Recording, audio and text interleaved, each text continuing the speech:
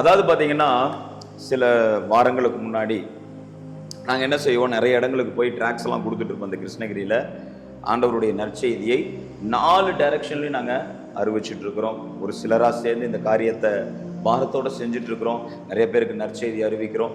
இப்படி ஒரு சிலருக்கு என்ன பண்ணுவாங்க, இந்த காஸ்பல் ட்ராக்ஸை வாங்கி படித்து பார்ப்பாங்க. என்னமோ இருக்குது அப்படின்னு சொல்லி படித்து பார்ப்பாங்க.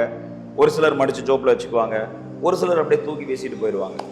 இப்படி ஒரு சில இடங்களில் போய் ட்ராக்ஸ் கொடுக்கும் பொழுது ஒரு நபர் என்ன பண்ணியிருக்காரு, அதை வாங்கின ட்ராக்ஸ் அப்படியே தூக்கி எறிஞ்சிட்டு போயிருக்காரு.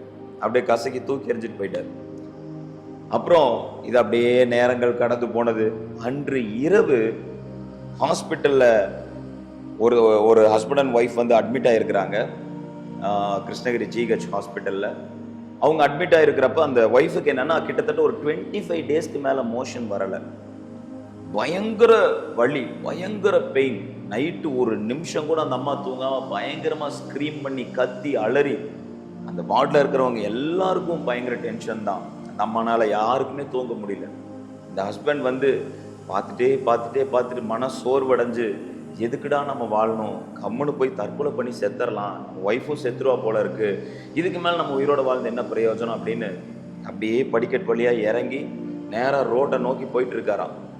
அந்த ரோட்டில் போய் நம்ம விழுந்து தற்கொலை பண்ணிக்கலாம் அப்படின்னு சொல்லிட்டு அப்படியே போயிட்டு இருக்கும்போது ஒரு இடத்துல உட்கார்ந்துருக்கிறாரு.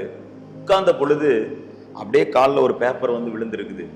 எடுத்து பார்த்தா நம்ம கொடுக்குற ட்ராக்ஸ், இயேசு உங்களுக்கு சுகம் கொடுப்பார், இயேசு உங்களை ரட்சிப்பார் அப்படிங்கிற அந்த நற்செய்தி அவர் எடுத்து படிச்சிருக்கிறார்.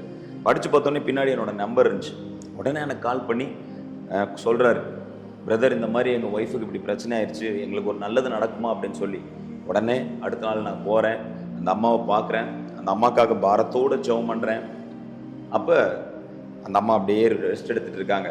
மறுபடியும் அடுத்த நாள் போகிறேன், பாரத்தோடு ஜெபம் பண்ணுறேன்.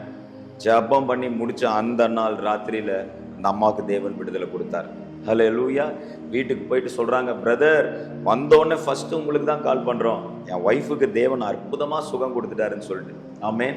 மரண இருளின் பள்ளத்தாக்கில் நம்ம நடந்தாலும் கடவுள் நமக்கு ஜீவனை கொடுப்பாரு, கடவுள் நம்மளை உயிர்ப்பிப்பாரு, நம்மளை பிழைக்க செய்கிறவர் நம் ஆண்டவராகிய இயேசு கிறிஸ்து.